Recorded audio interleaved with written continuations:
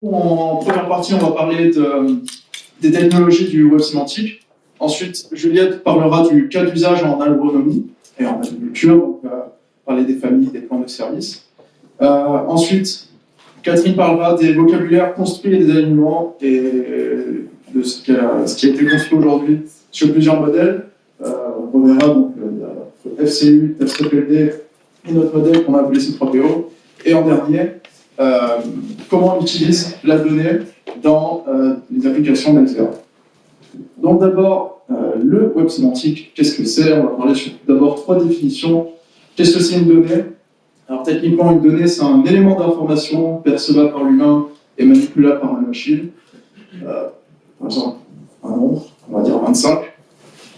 Qu'est-ce que ça veut dire? Pas grand-chose. C'est là on va essayer de lui donner un sens. Donc on va donner du contexte. Si je vous dis que c'est mon âge, bon, ça donne déjà plus d'informations sur les choses. Et ensuite, on va créer de la connaissance. Donc là, c'est de l'information qui est formalisée dans un langage. Qu'est-ce que ça va permettre derrière? Ça va permettre d'inférer de nouvelles connaissances. Par exemple, si quelqu'un est marié à une autre personne, normalement, ça va dans le sens, sinon il faut se poser des questions. Voilà. Et qu'est-ce que ça permet? Du coup, l'idée, en fait, c'est qu'on va partir d'observations qu'on va construire en données. On va les annoter, on va les typer, ça va devenir de l'information. Ça va les utiliser pour derrière gérer de la connaissance, ce qui va permettre ensuite de prendre de la décision. Cette décision elle va avoir aussi un impact du coup sur notre connaissance et sur l'information, créant encore plus de données et d'informations. Un peu d'histoire sur les ontologies. Du coup, une ontologie, avant tout, c'est une formalisation des connaissances du domaine conscientiel et stable. Et les ontologies du web, du coup, c'est des schémas de données formalisés dans un des langages des technologies du web sémantique. Il y en a plusieurs. Aujourd'hui, on va parler de RDF.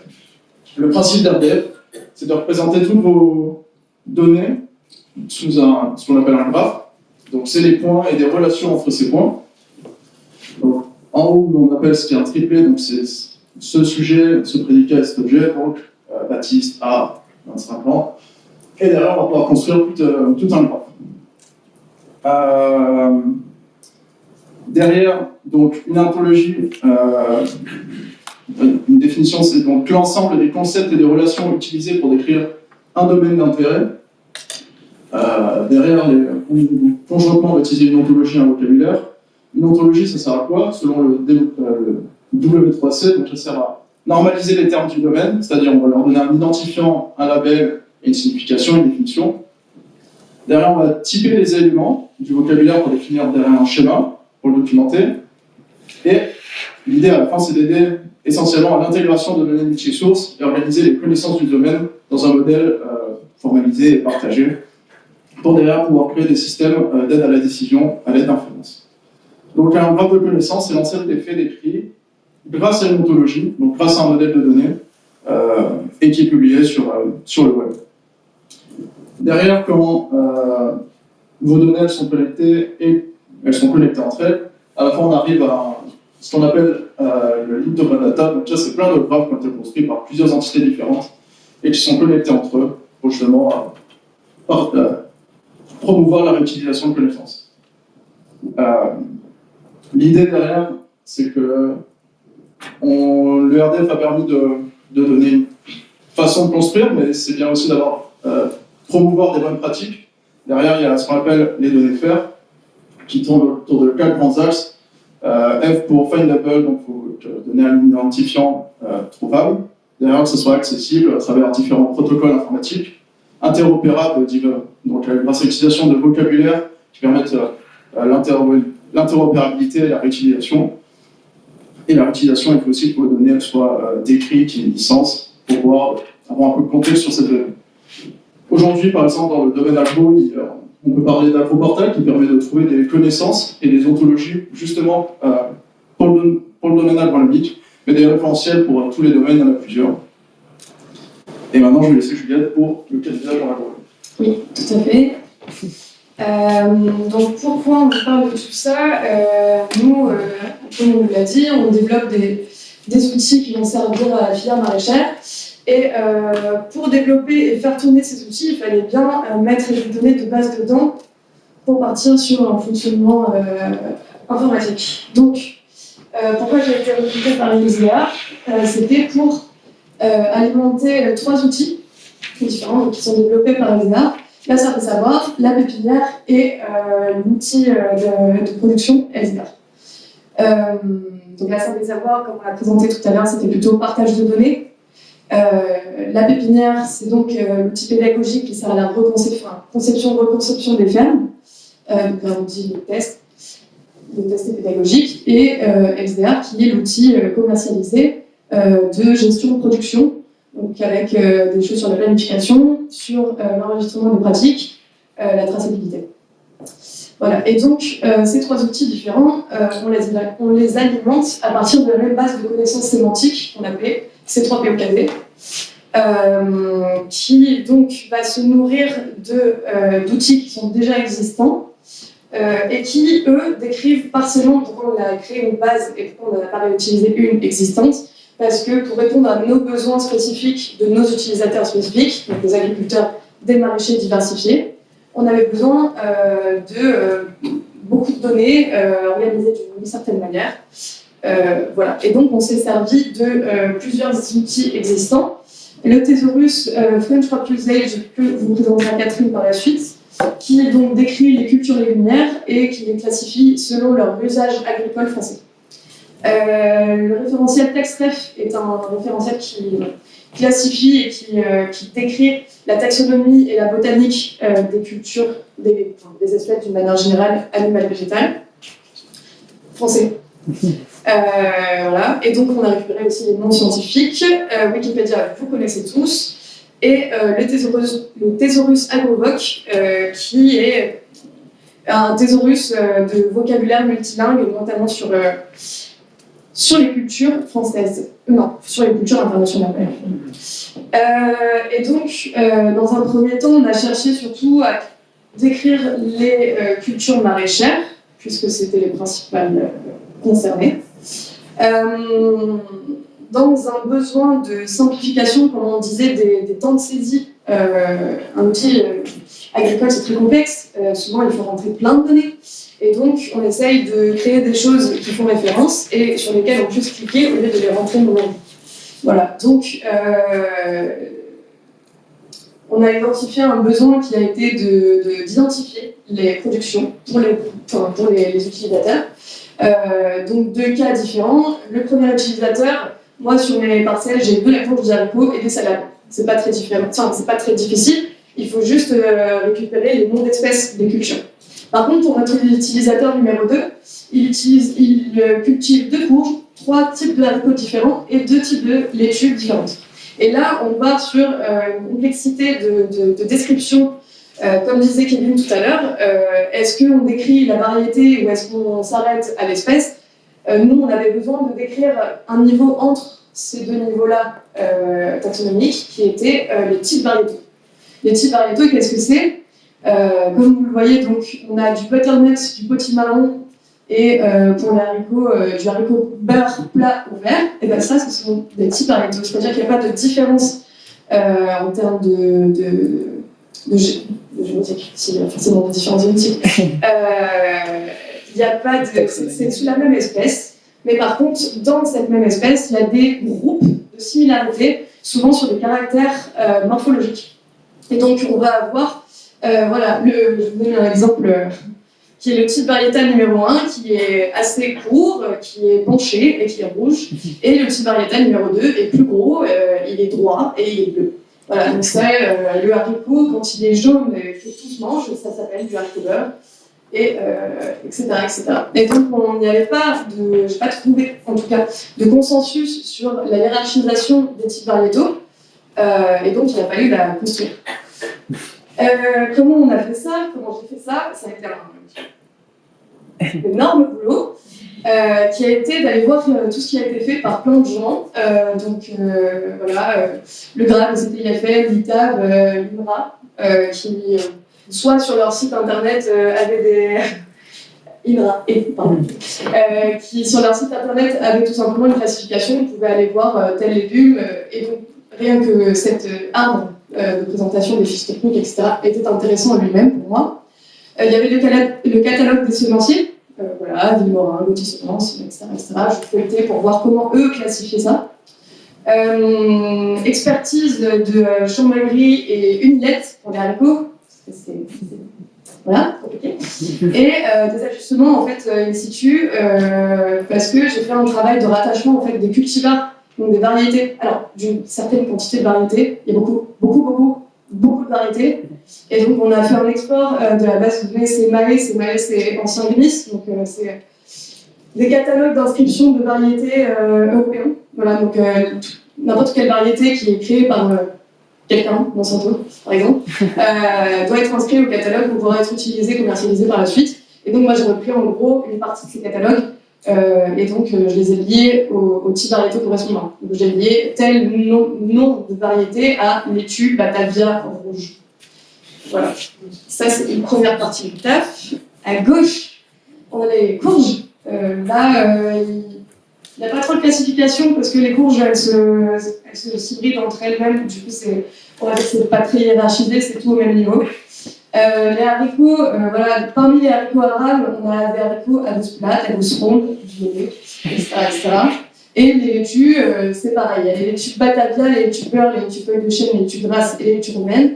Et dans certaines sortes de laitues, les laitues Batavia, il y a la verte, la rouge et la iceberg, par exemple. C'est juste pour vous montrer voilà. Ça peut se déplier. Dans un second temps, Kevin et Paul en ont parlé, on avait besoin d'un peu d'informations sur les plantes de service. Les plantes de service, qui est un groupe plus large que les engrais verts, mais qui sont des plantes qu'on ne va pas récolter, en fait, qui vont rester sur le sol pour des services rendus. Voilà. D'une manière générale, les engrais verts étant pour un service de fertilisation, voilà, des résidus nutritifs pour les cultures d'après. Et donc, on avait besoin dans notre application que les maraîchers puissent utiliser, enfin, avoir une liste de base d'engrais verts mobilisables. Et là, un peu le même constat que juste avant pour les types variétaux, il y avait des réponses, il y avait des listes d'engrais verts qui étaient utilisés en maraîchage. Mais on va dire qu'il n'y avait pas un document qui faisait référence et dont tout le monde parlait. Il y avait des réponses partielles, et donc j'ai encore une fois croisé ces réponses partielles. Donc j'ai commencé par dresser une première liste de plantes dont on était sûr qu'elles avaient des qualités agronomiques, à savoir donc Arbalis, méthode Merci, et GECO, méthode Merci, c'est une méthode d'évaluation de la restitution des engrais verts.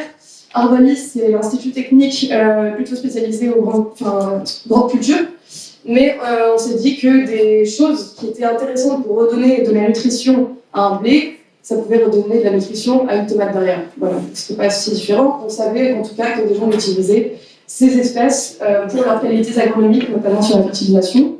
GECO, c'est une plateforme de mise à disposition des connaissances dédiées à l'agroécologie, donc il y a pas mal de choses aussi sur quelques données du coup sur les engrais verts. Je suis allée chercher la liste des cultures en mélange pour les surfaces portant des cultures dérivées ou à couverture végétale de Télépac. Voilà, service d'intérêt écologique. Ça va concerner 5% des surfaces arables d'une exploitation. Et voilà, c'est dans le verdissement de la PAC. Et j'ai confirmé un petit peu tout ça avec de l'expertise, toujours maraîchage, champ de l'agriculture et retour réutilisateur. Et je suis allée chercher des sources graves, Gros-Bretagne. Et Coleman qui a également dressé une liste qui présentait en tout cas comme un des pionniers américains maraîchage petite surface. Voilà, et qui donnait plein d'infos là-dessus. C'est des données plutôt expérience utilisateur et métier, quoi.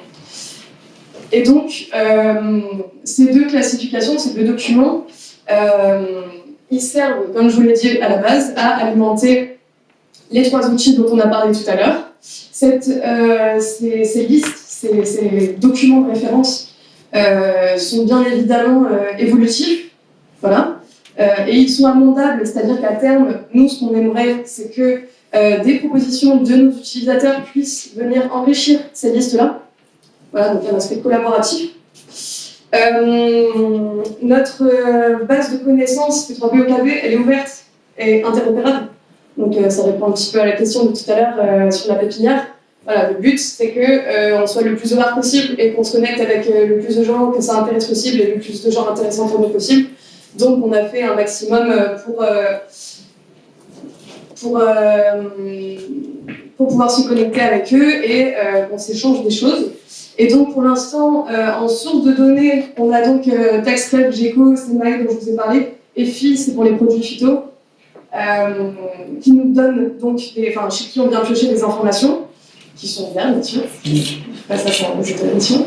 French Copy USA, du coup, on a des informations, on utilise leurs informations, leurs données, et on rééchange derrière en leur donnant à notre tour des informations, notamment sur la partie Tibarietto, usage. Et évidemment, ça laisse la possibilité de se connecter à de nouveaux outils. Et donc, voilà, les choses qui existent déjà, on les utilise partiellement pour construire des ressources communes qui peuvent alimenter des objectifs qui sont divers et variés. Et on rééchange avec ces mêmes outils, qui fait une espèce de boucle vertueuse en fait, du transfert de données. Voilà. Et je vais laisser la main à Catherine pour le... Oui, donc moi je vais vous parler plus particulièrement du thésaurus French Crop Usage qui décrit l'usage des plantes cultivées en France. Un exemple, vous avez la carotte. La carotte a deux usages. Elle peut être utilisée pour l'alimentation humaine, carotte potagère, ou elle peut être utilisée pour l'alimentation animale, carotte fourragère. Donc ce thésaurus, il a été construit au départ dans un projet VESPA, un peu ancien, et il était orienté sur les céréales, les grandes cultures. Et la manière de le construire, il est toujours construit à la main, mais en se basant sur des sources d'informations de référence, des documents. Alors, au départ, on a travaillé avec le Larousse agricole, le registre parcellaire qui a donné une petite hiérarchie des cultures ou les statistiques de la Grèce. Quand on travaillait sur des cultures qui venaient des dom-toms, on ne trouve pas de référentiel actuellement, donc on allait sur le Wikipédia français qui décrivait la plupart de ces cultures. Donc ce thésaurus, il est enrichi actuellement dans un projet de recherche ANR qui s'appelle D2K, Data to Knowledge in Agriculture and Biodiversity. On choisit toujours la même méthode d'évolution, on trouve une source d'information de référence et on s'associe avec un expert quand on a des questions. Donc, par exemple, sur la partie fourrage, on a utilisé les fiches du GLIS et un expert INRAE. Pour l'arboriculture, la sylviculture, on a travaillé d'une manière différente. On est allé voir en fait quelles étaient les cultures d'arbres qui étaient mentionnées dans un corpus de bulletins agricoles et on a travaillé avec l'ACTA pour reclassifier ces cultures. Pour le maraîchage, on s'est tourné vers l'EPA, on a travaillé avec eux. Donc la particularité, c'est qu'il n'y avait pas un référentiel, comme vous l'a présenté Juliette, il y en avait plusieurs. Donc nous, on a essayé d'extraire ensemble les points communs de la description des cultures, de différentes ressources, que ce soit la ferme du Bec-et-Loing, l'Encyclopédia Universalis, le catalogue France Agrimet. Sur les plantes de service, on n'a rien. Donc là, on va reprendre directement le travail de Juliette. Et ce thésaurus, il a plusieurs usages. Il a permis au tout départ d'annoter des bulletins d'alerte agricole qui sont les bulletins de santé du végétal. Et comme il est publié sur le web avec les technologies web sémantiques, il sert aussi maintenant à identifier certaines cultures lors de la publication d'autres référentiels, que ce soit la base EFI ou la description des échelles phénologiques. C'est un thésaurus qui est disponible en licence ouverte. Il a un identifiant sous forme de DOI donné par Data INRAE. Il est disponible sur l'agro-portal. Il a un guide associé où vous pouvez aller télécharger les fichiers associés et vous pouvez aller l'interroger directement à partir d'un serveur qui s'appelle un Sparkle Endpoint.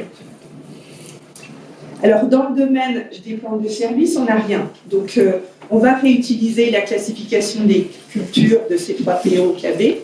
La partie engrais vert, par contre, on fait le choix de toujours citer nos origines. Et FCU fait aussi, ce thésaurus fait aussi le choix de ne pas tout représenter. On ne vise à représenter que les plantes cultivées mais non récoltées, c'est ce qu'on appelle les plantes de service. Et on ne va pas décrire tous les services rendus par les plantes, ni toutes les plantes de service. On va décrire que celles qui sont cultivées. Donc, on va définir une nouvelle culture, une nouvelle type de culture en grès vert qui vont être définies comme les plantes de service ayant la capacité à enrichir en nutriments les sols. On va créer une collection de cultures pour dire qu'on n'a pas trouvé encore de référentiel, donc ça veut dire que cette organisation des cultures va pouvoir évoluer assez rapidement et on va la classer dans culture en cours de finalisation. Donc là, ce qu'on aimerait mettre en avant, c'est qu'on est en train de mettre en place la boucle vertueuse.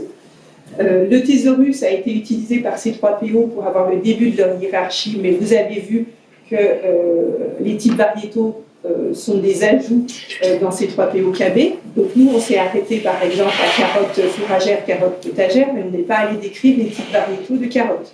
Par contre, on va aller prendre dans ces 3 PO ce qui nous intéresse, donc la description des agrès verts, qu'on va réinjecter dans une nouvelle version de ce thésaurus.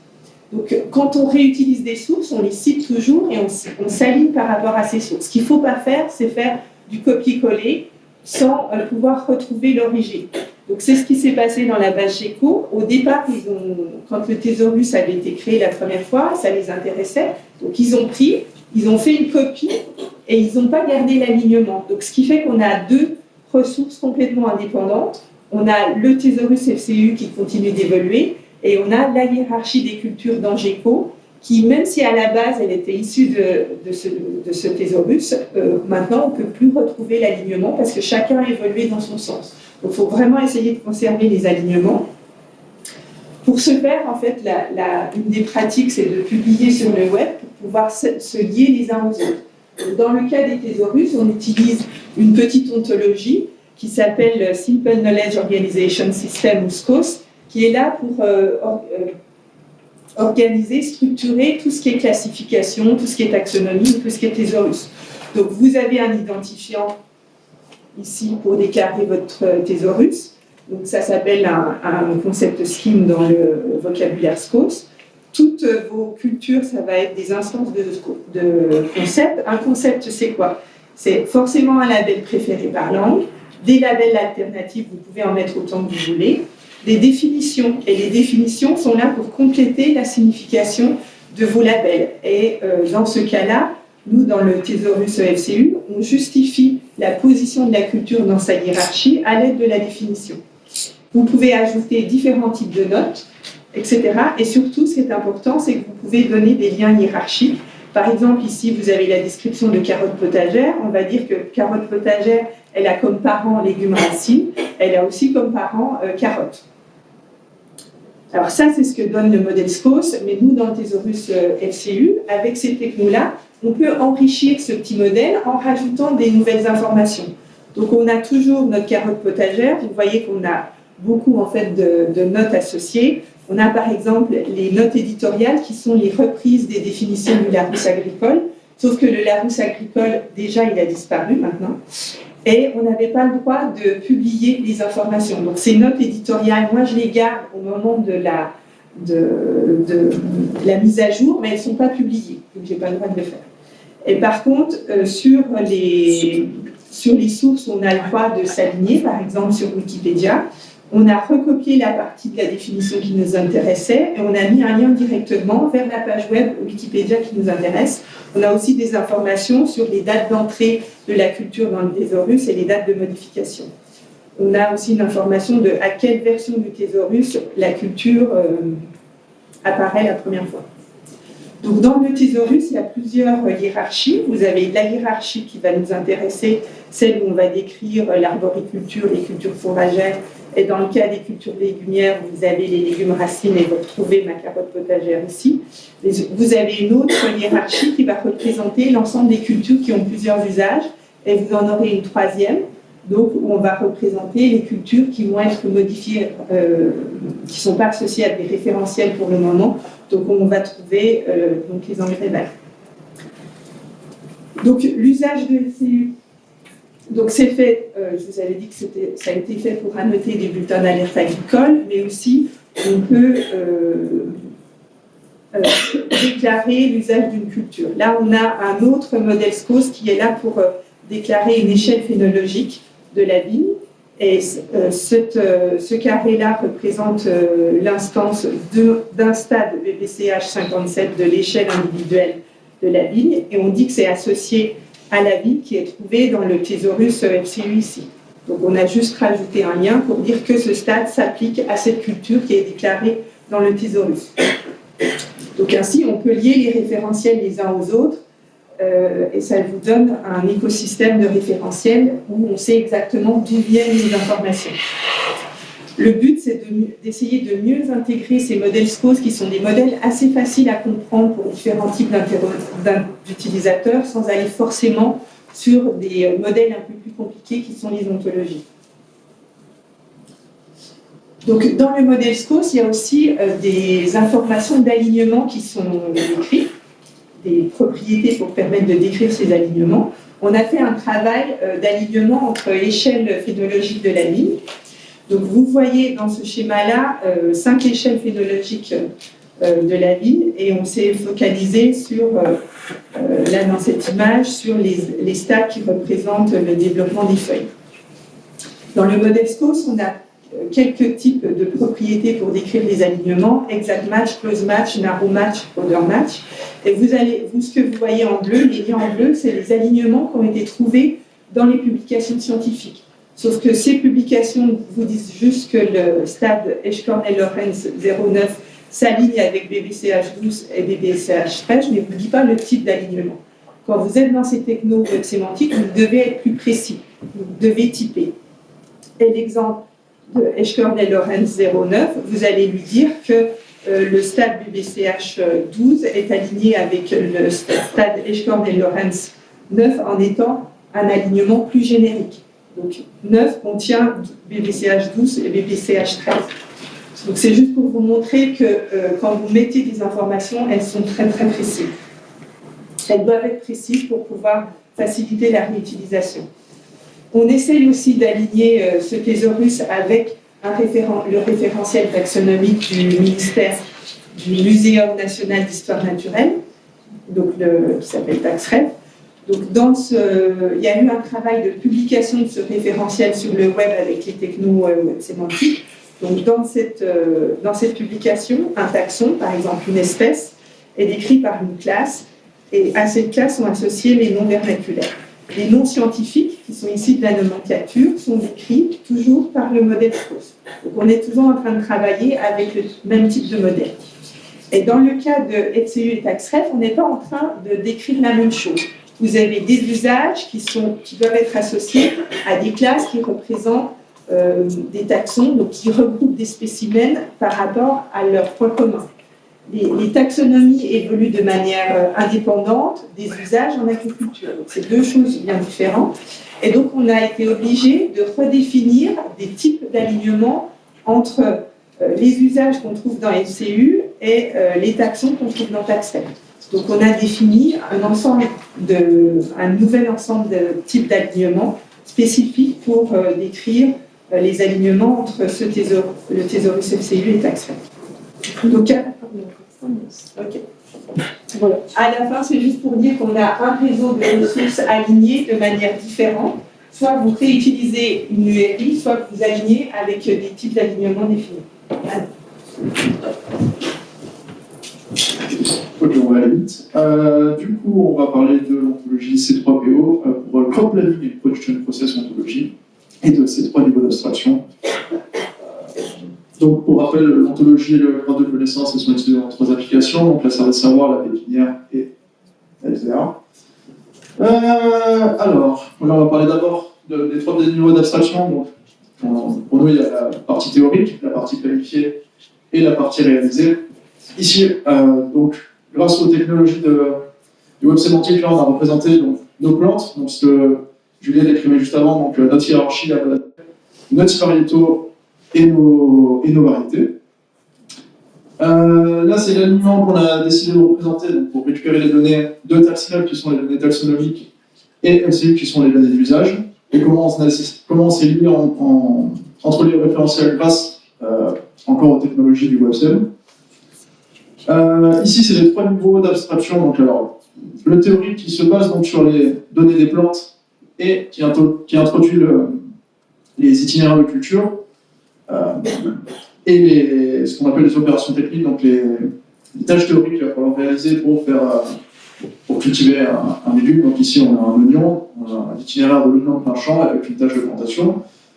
Derrière, on va créer la planification avec un processus de production et une tâche encore de plantation qui spécialise la première et qui, ici, on peut voir qu'il lui donne une vraie date, contrairement aux autres qui sont un peu de manière générale.